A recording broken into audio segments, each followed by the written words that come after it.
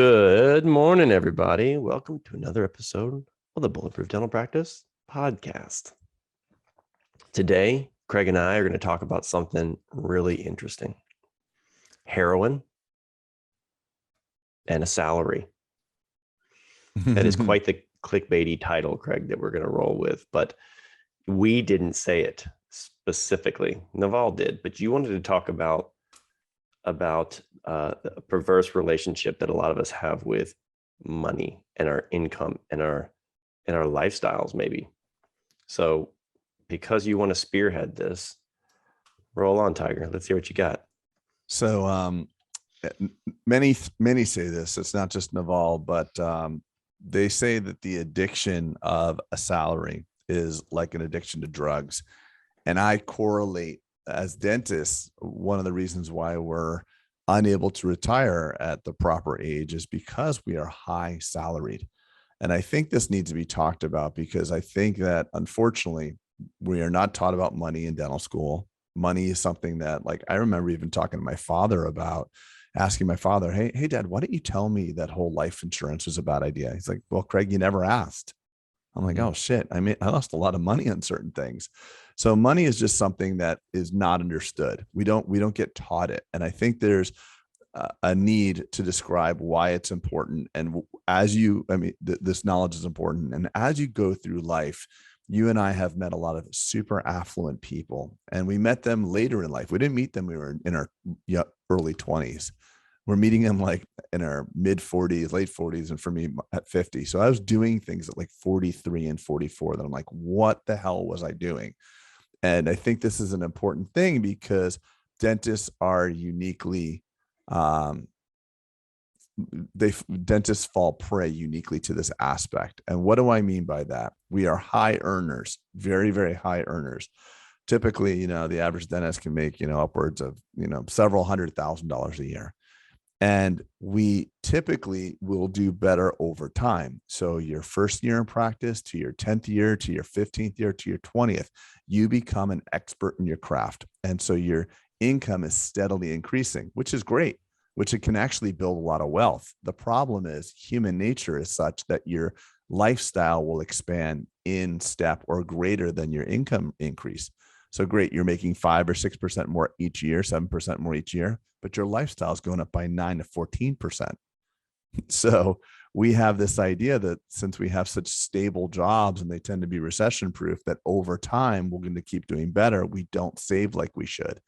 And, we had Scott Galloway in the podcast, and I think he had said at that point that, he's probably worth, tens of millions of dollars, if not more.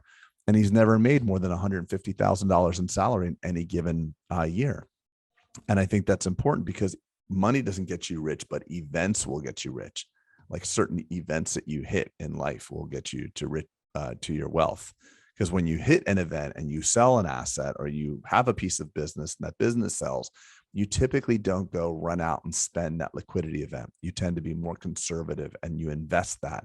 It was an investment, you treat it as an investment. Whereas salary, it's just crazy. And I had before we started recording, I had one of my employees that used to work with me. She was an assistant, making typical assistant salary and always running into money problems. And I don't mind getting personal with my people, but now that she left the office, I feel like I could do a bigger service for her because she recently made a lot of money in Bitcoin, a lot for her, 30, 40, $50,000. And she was very public about it, posting about it on Facebook and stuff like that. Look at this, I'm crushing it. And then no sooner, than 3 or 4 days later, she's rolling out with a brand new white, 5 Series BMW. And this is a person who consistently, she was going to paycheck advance stores and she got herself in trouble many times and, double digit, paycheck advances. And it just goes to show me that people just don't have financial intelligence. And this girl who I care about is making the same moves repeatedly. She's about to go through the same exact thing. And she bought this car, which I know makes her feel good, but it's a complete waste of money for a person that has a very limited financial wherewithal and also finances means. So, I see that a lot. I see a lot of young associates that are just starting out, and they buy the 7 Series and the Porsches and all that stuff. And, I always say, if I had not done that, if I had delayed some of that gratification and done, invested, if I knew what I know now at 28 or 30, I'd, even if I was, an associate working in a practice making just a couple $100,000 a year, I would be so far ahead of where I am. And the big difference is I would have invested in assets and not just spent and not just accumulate cash. I know you feel the same way, Peter. I do. I think there's so much to touch on this, and it's interesting that first off, I think it's a pervasive problem in America, not just high income earners. Like even most Americans, there's statistics that say that 50% of all adults would have a difficulty right now paying for a $400 emergency expense. Okay. And then 1 in 5 of those would not be able to pay the expense at all, meaning they would not be able to find it. So that is a problem, right? Living paycheck to paycheck is a problem. And it's not just for the lower income earners. Like you said, the analogy of the heroin is more and more and more. So even if your salary, quote unquote, your paycheck is a lot, your life may have expanded to eat that heroin, so to speak. Right. And so it is a treadmill, and you feel like, all right, I'm running 7 miles an hour. I can probably go to 8 and buy this bigger house. I can probably go to 8.5 and buy this sports car that I finally deserve. I can probably go to 9. And now in dentistry, it's difficult because, like you've always said, it's a linear exchange of time and money. So is basketball, time and money, right? LeBron has a job, just gets paid a lot. Dentists have a job, they get paid very well, but you have to run. You have to practice the ball, right? So when you stop, typically, so does the income. So if you get injured, something happens, there's a catastrophic event in your town, whatever it is, it's vulnerable. You have a vulnerability with that, unless you have a bigger practice, right? Where where your income is predicated on your practice being a business, not just you being the dentist. Now, I do know lots of dentists who have done really well, Craig, being they've been a single practitioner their entire career. I was actually with one last night. Was pretty controlled in his spending, even though he was a specialist, and he's going to retire. And he told me last night, he's like, look, I'm probably just going to walk away. And I said, isn't that a beautiful thing? Meaning that your retirement is not predicated on you having a big swath of money that's going to fill in that retirement. He's like, yeah. He's like, I just had to kind of plan for this because, specialists, it's hard to sell my practice, blah, blah, blah. And what Naval says, Greg, is that like ideally money is made in big tranches, big tranches of money, right? And this is why a lot of the tech founders, I think, get rich, is because they are willing to do startups. Let's call it tech or biotech or anything. They are willing to do startups. It's an entrepreneur, actually. An entrepreneur is someone who's all right, but you see it in tech a lot more, right? Meaning someone who's willing to go without salary for years and years and years, and eating ramen noodles for years, to live lean as shit. And I fell into the same trap. Meaning, I thought my lean years were dental school, unfortunately. Meaning, well, that's another trap you're pointing out, which is very interesting. Well, hold on, let me unpack it.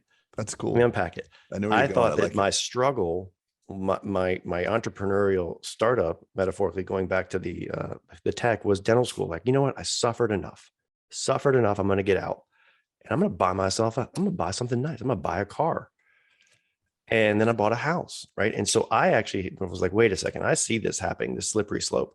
And it wasn't like I was making a bunch of money out of being a first-year dentist. It was decent, but my lifestyle was definitely writing checks that my income could not cash.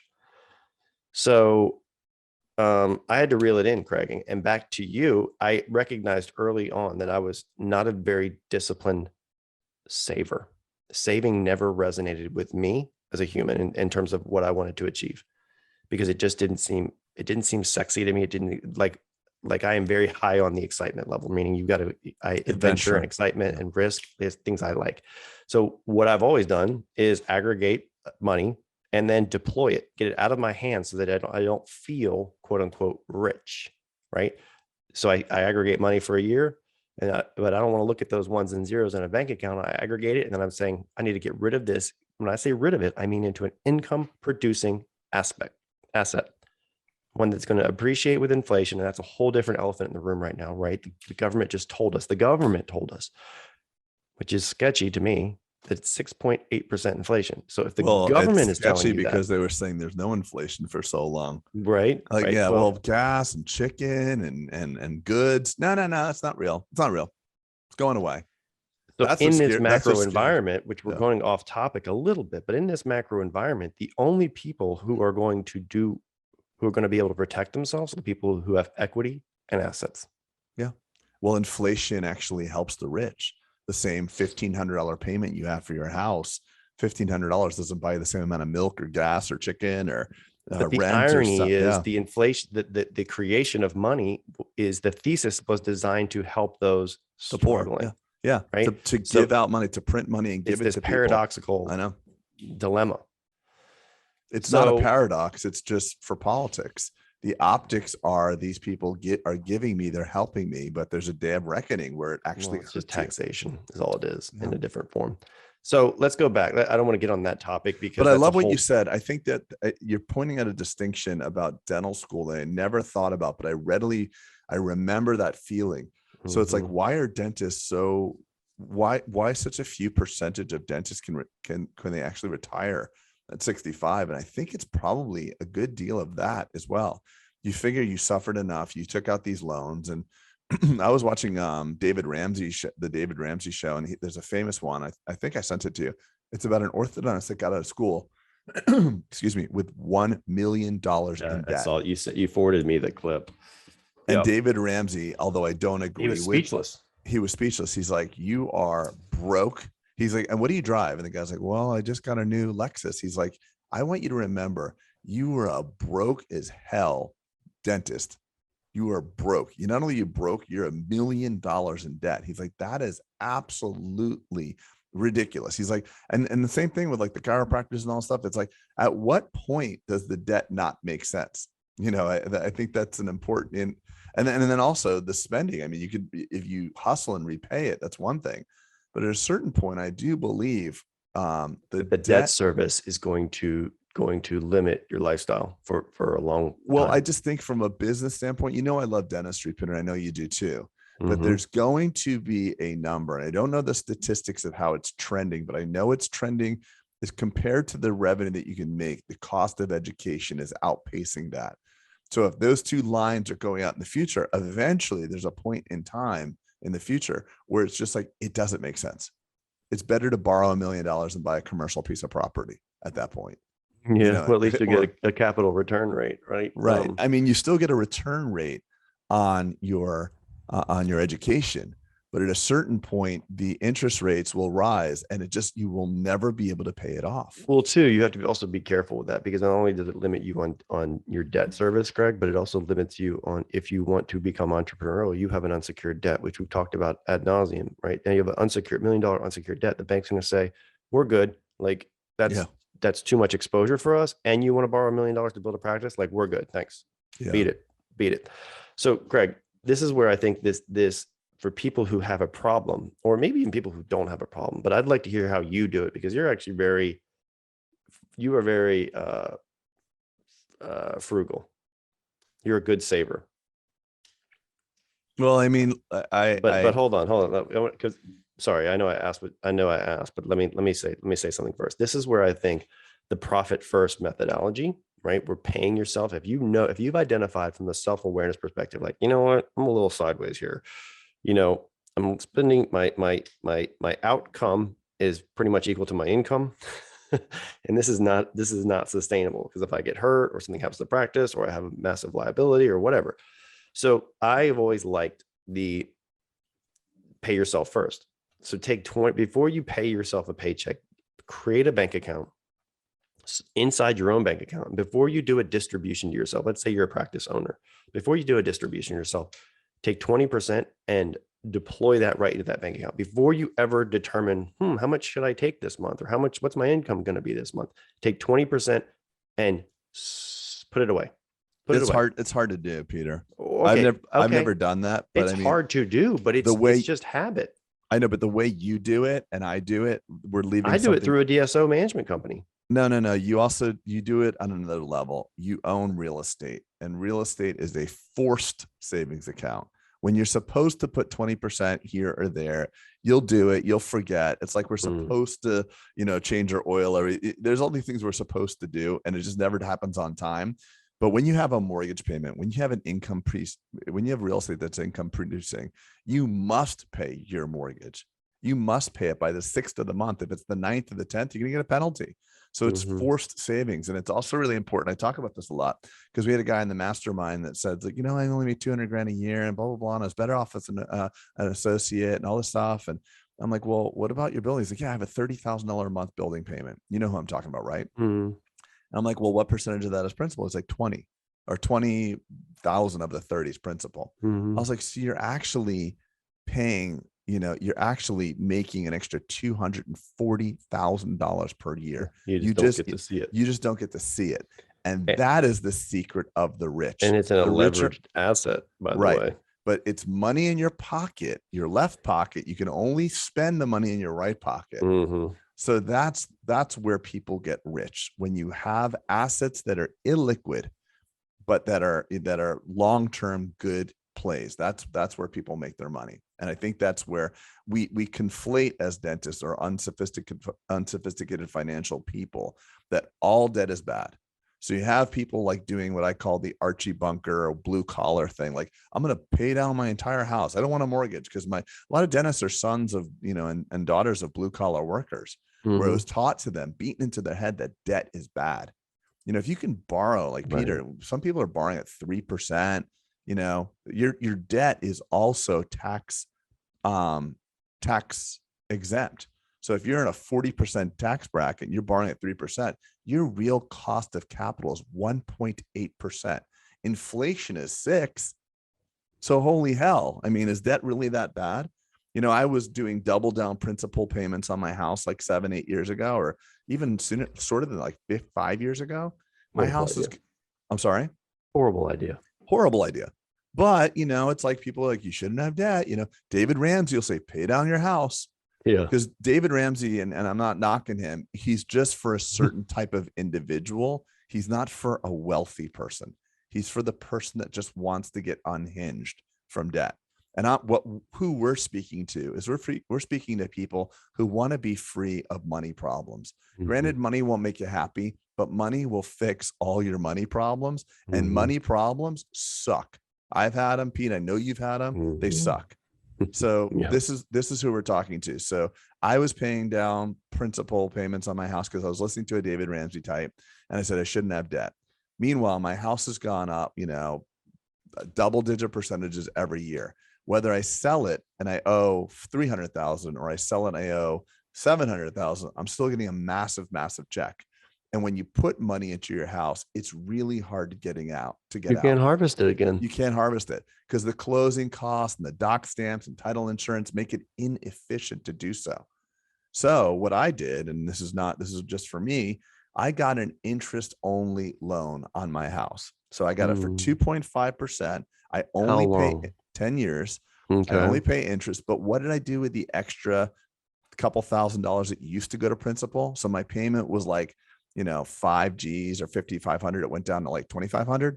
So what did I do with that $3,000 or $4,000 extra principal per month? I have it automatically going into my dental financial freedom account Hmm. with creative planning. So I'm not spending that money. So the secret is when you Yeah, I remember you told refi, me you were doing that. That was yeah, smart. it's just, I never felt it, but I got by with that amount of money before. So I just moving it around and moving it to different buckets. And it's amazing how long-term these assets will perform. You get to our age, Peter, and I'm speaking to the younger guys and gals out there. You start to see like, holy shit, I know it was really expensive that I bought that thing or that Mm. property or that house or whatever it is. And look at how it's done over 10 or 15 years. And then when you're our age, you start saying like, oh shit, I want to buy everything now. But now we're running out of time. So time is on your side for those who are young, and then have a longer trajectory. It's hard to make colossal mistakes when you have enough time, because inflation and time will, solve a lot of long-term But the asset game problems. is, like you said, you've been told two different narratives in your life, and you didn't get the second narrative until you got around people who kind of figured out some of the game. The Yeah. first narrative was like, Rich pay down your people. debt, get out of debt.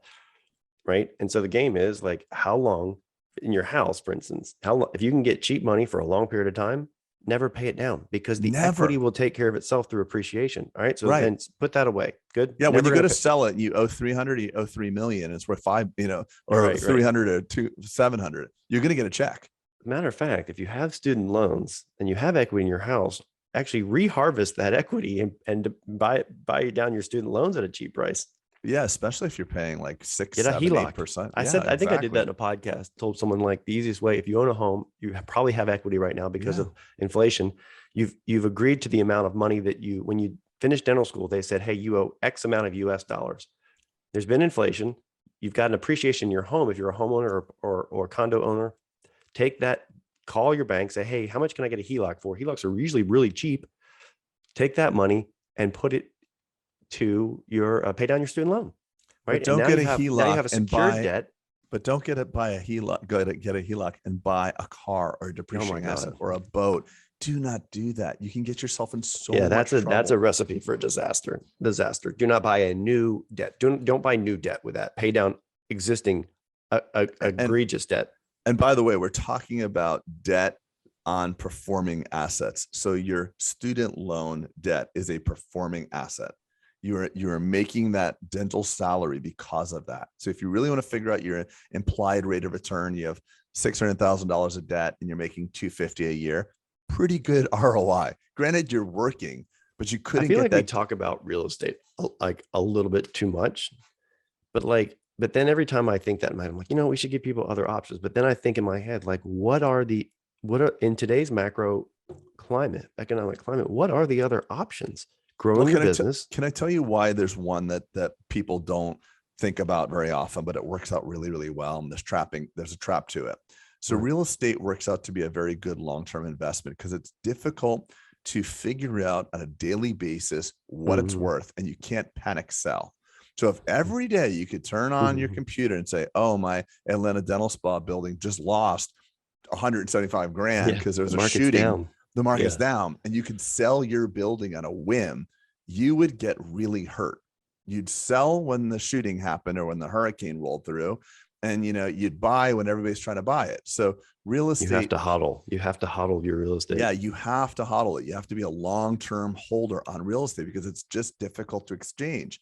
The stock market, especially when we're talking about index funds, long-term diversified portfolios of index funds. I'm not talking mutual funds, and I'm not talking picking individual stocks. I know you think you're a genius because you bought Tesla, but if you buy the entire market, the S&P 500, for example, the S&P 500 is like saying, do you believe that the most popular 5 restaurants in your town will be the same ones in 10 years from now?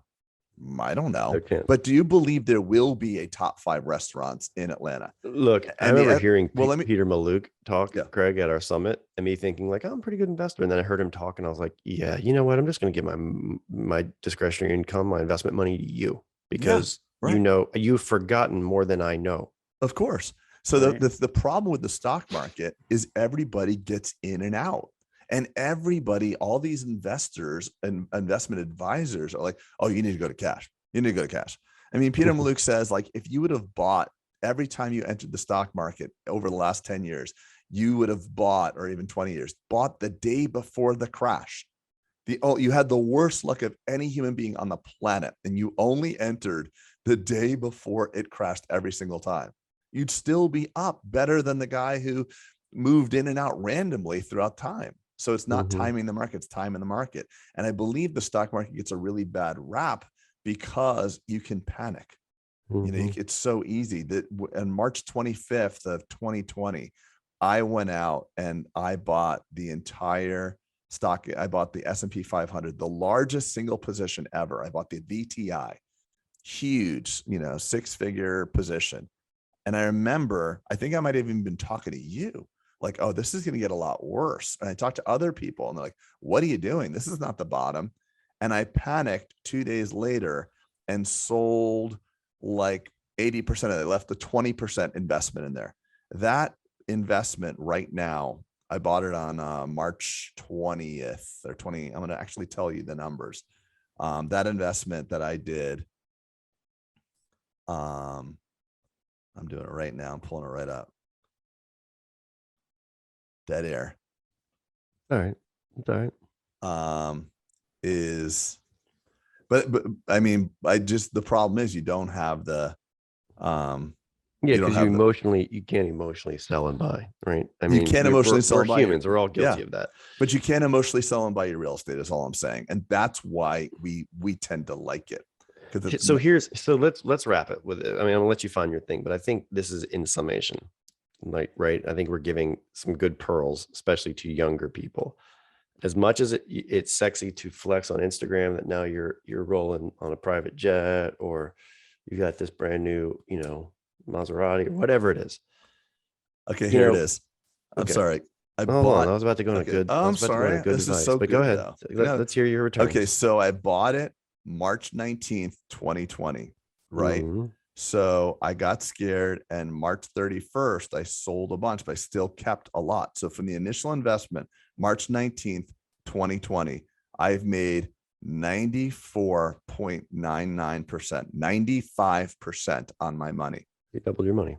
So I doubled my money, but I didn't quite get it. I couldn't do it all. If I would have bought real estate, I would not have been able to do that. 5 days later, because of liquidity, you wouldn't have liquidity. Yeah, I wouldn't. Yeah, you can't do it.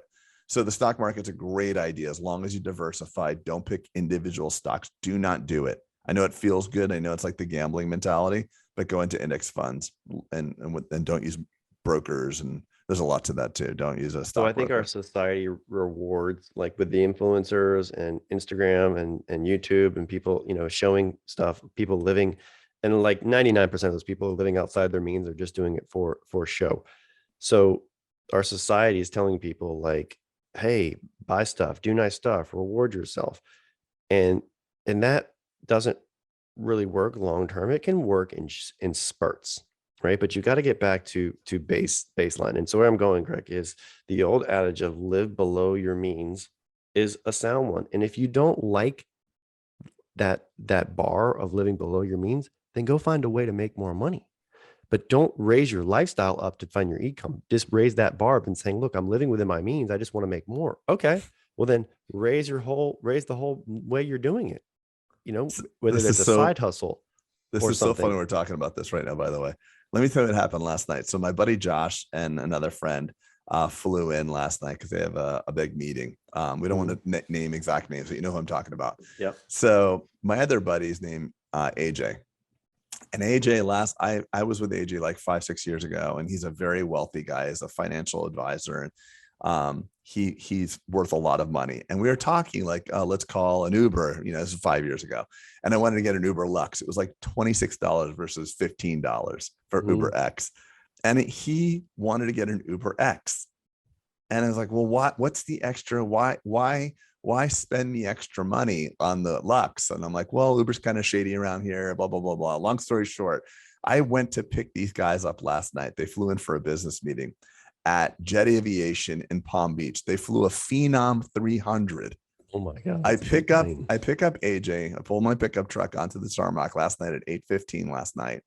And I'm like, AJ gets in the car. I was like, gone a long way from UberX to Lux. Now you're going from Southwest to a Phenom. How much did that cost you? He said $40,000. I was like, what changed? He's like, it's so funny. I was just talking about that on the plane right over here. At a certain point, you realize that you've made enough, and you don't want to screw up the kids. You don't want to leave them, because I've personally never met a trust funder that was a really great person. I've not had that exposure where they're happy and fulfilled, where they've been given everything. Everybody that has tons of money has either had to work by imposition of their family for rules, or they've had to work because they needed to hustle. And it was just funny to hear this person now saying, oh, I read a new book, Die with Zero, and how it's all about like proper budgeting, how you want to spend all your money. So there is a delicate balance. Well, okay, but times. I hear you on that, and I don't disagree with his methodology. And here's why: is that he now has enough repetitions in doing things that he knows that he's achieved financial freedom or has the levers in his life to be able to pull when he needs more money. He needs this Right. relationship, I want to start this business, do this, right? He knows. So he's financially free. So he achieved that. Right. People, But it took a long time though so what happened with that Uber conversation we had? He had already achieved it. So I think we get this pattern of behavior, heads down, conservative, low burn rate.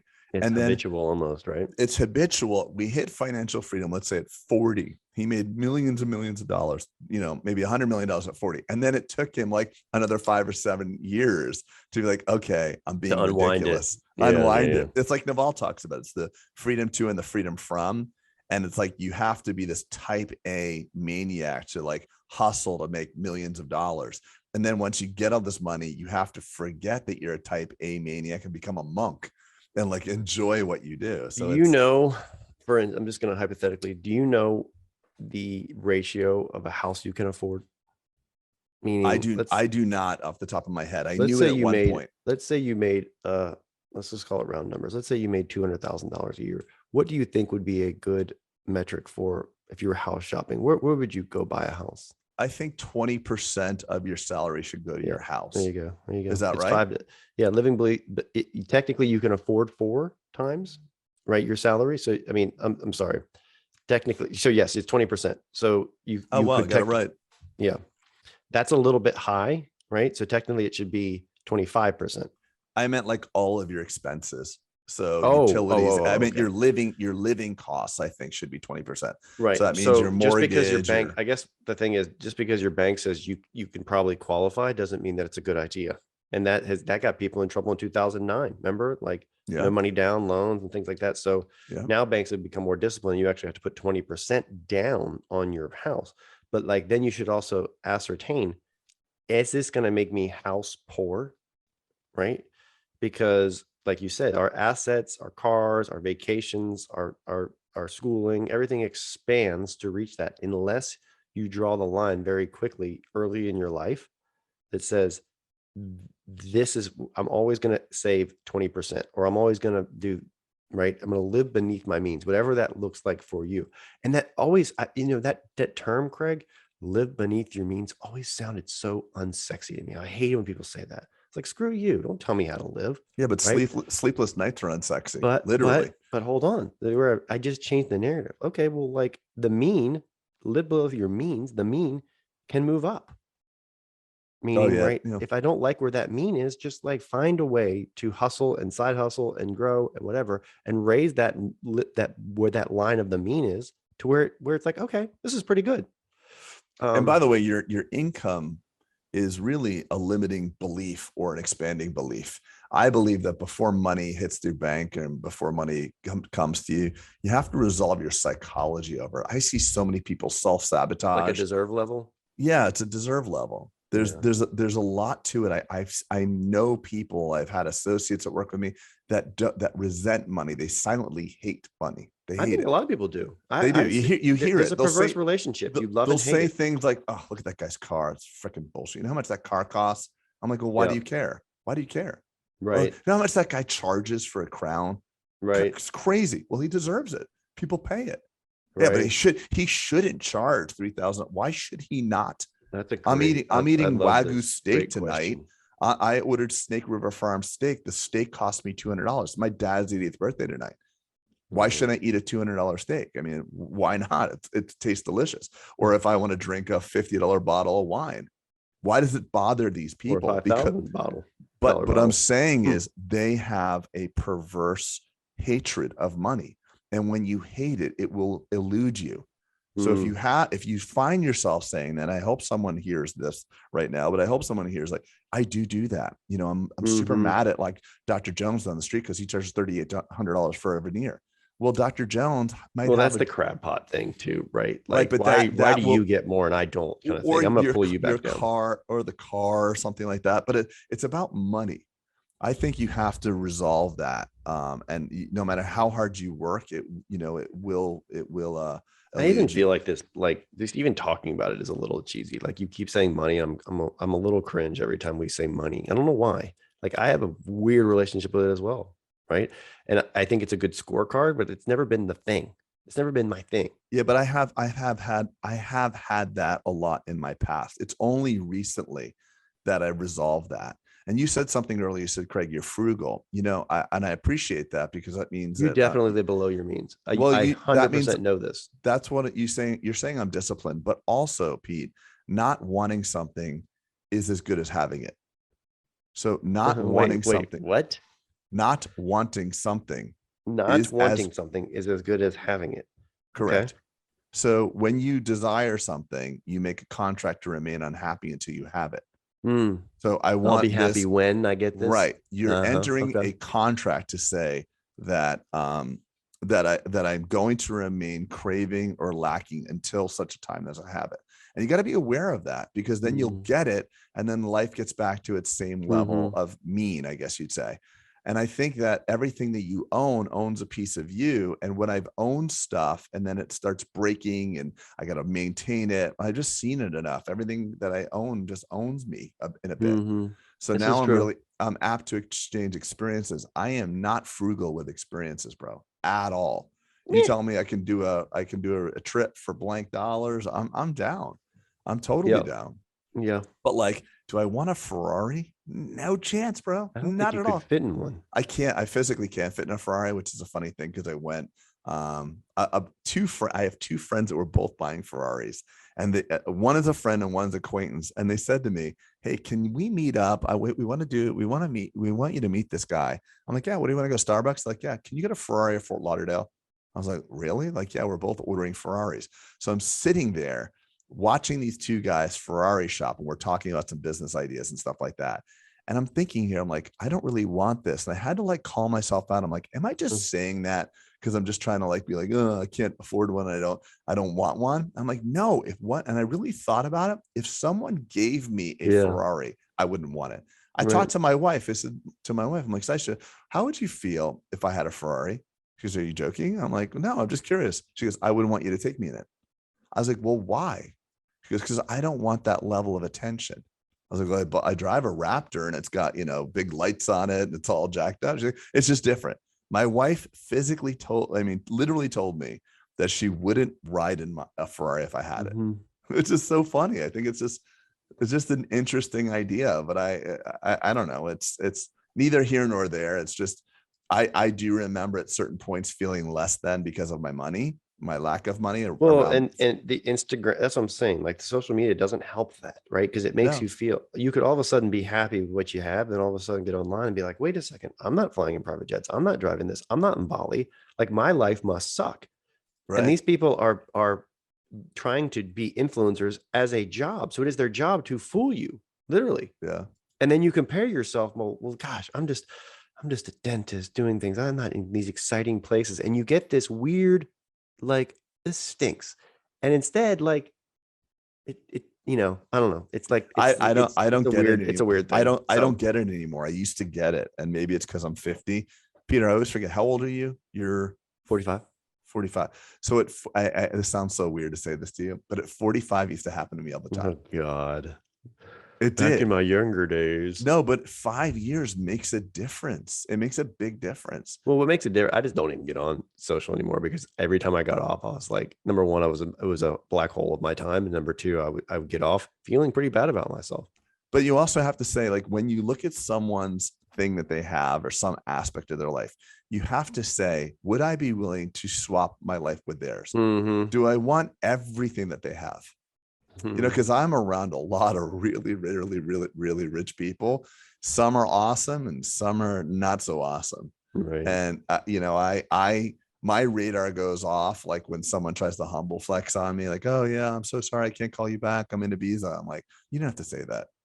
And I'm like, so I'll just joke with them, like, oh, I have to call you back. Robert De Niro's calling me right now. I'm so sorry. Or I find it distasteful. And I'm also spending a lot of time in full disclosure on a ranch and a farm. So, and I think that, no, I think with that, but look, that's a return on happiness. You used the hell out of it. It was for your family. And like, yes, that's not an income producing asset technically, but you've earned that level. You get one life and you should have happiness with things that you want. And you've audited that you actually really want it. You spent a lot lot of time on someone Yeah. else's farm for years and years Yeah. and years Right. to test the water. hypothesis first off. Right. So I think in closing, Peter, Craig, sorry, no, we're not closing yet. I keep trying to close and you keep ranting on your money things. Well, listen, I think it's important because I think it's a commonality that we all suffer from. So I also think that paper losses and paper gains, even though they're immaterial, they cause me to be happy or sad. So I'm happy right now because I bought the property and I believe it's worth more. It would be a really interesting test if I bought the property and the world went to shit and it was worth less. So it's like we can get unhappy. Well, but look, that would have been a good question to ask yourself, right? Meaning, Yeah. would I still like this if I was negative? And if you still answered yes, then that's a good audit. I would. So here, can I close now? Yes, now you can close. I hope that people actually listen to the last bit of that because there was some good stuff in there. So if you actually listen to the end of this, can you please drop a comment and just put only end? 2 people listening at this point, Craig. Okay, well, both of them just put end at the end that you actually went to the end. So here's a good thing. When you're about to make a purchase, whatever that looks like, do you like it? Do you love it? Do you need it? Kind of thing. If you love it, like the farm, and it doesn't make financial sense, like go ahead, right? If you have to have it, if you love it, if it's going to bring you lots of joy in your life. There's a lot of other things though that we look at and we don't need. So I think the audit it is, if I'm going to pay money, could this money have been spent elsewhere? In an income producing whatever, the stock market, like you saying, right? Or if you're going to take on debt, is this debt going to have an ability to increase my cash flow and my lifestyle or my savings ability? Is this debt? I know that's a weird thing, right? But if I buy said building, will my tax rate go down? Probably a little bit, right? I'm going to have quote unquote debt. Am I going to cash flow from this property? Potentially, yes. Am I going to have appreciation? Yes. Right. So look at all the things you're buying. A new BMW cannot reach those. If you take on debt, I'm going to take on $60,000 of debt to buy a new BMW. I don't even know what they cost, but let's just call it $60,000 at 4% interest. Right. The next year, that's a depreciating asset. No, yeah. Well, not even the next year. You drive it off the lot and realize that it loses 30%. But Craig, if that car every morning when you get in, it reminds you of the badass that you are and you love it and it brings you joy, right? And it makes you hustle because you like what it did for you and likes the way it makes you feel. Like, okay, it's the same thing as your farm, right? Maybe it's someone's BMW. My point is, like, I don't ascribe to the Dave Ramsey millionaire next door. Cut your toilet paper up, never go to Starbucks, never do all these things, right? That's my dad, by the way. Right, but that is not living. That is trying to not die. That is trying to not that is just trying to be in like this that's the worst possible dystopian environment. Yeah, right? It's the worst possible thing. But audit, I guess what I'm all saying is just audit things. And instead of just being like, yeah, I can afford it. Who gives a shit if you can afford it? Do you love it or do you need it? Right. Right. But material possessions in general, we all no, not only that, I'm talking about depreciating mentally and emotionally. Like you get that BMW, you get in it, you feel like a badass. It smells the way it's supposed to smell. You close the door, you drive it around for a couple of weeks, and you bring it to a shopping center. It gets a ding in it. You're like, fucking ding! God damn! I can't believe it. It makes you feel terrible. Then the second ding and the third ding. Then the spilt coffee in it. All of a sudden, it's a fucking car. And you still have a $700 a month payment on a fucking car. So, so there's a law of return in the beginning when it's not, but eventually it's just a fucking car and you will get over it. My point, and you get it, is and I do get it. I'm just playing devil's advocate. We can't advocate. Shrink our way to a fulfilled life. But you can't also buy outside your means is where I'm going. Right. And I bought my land for cash. I didn't take debt. I knew it'd be a good investment. If I thought it was going to go down over time, like a car, I wouldn't have felt good about it. Yeah. It's land. It's dirt. It's dirt. Then, but they're not making more of it. They say, yeah, so I just, if the car really makes you feel awesome like that, if there's a way to rent it for a week, I don't know. I just listen, if you have tons of money in the bank, great, go for it. But if you're just recently graduating dental school and you're just pissed that you've been eating ramen noodles for the last 4 or 5 years, I really, really want you to think about that car. Yeah. Or just keep doing that for a couple more years. You did it for 4. I wish I had been a little bit more miserly in right out of dental Well, school.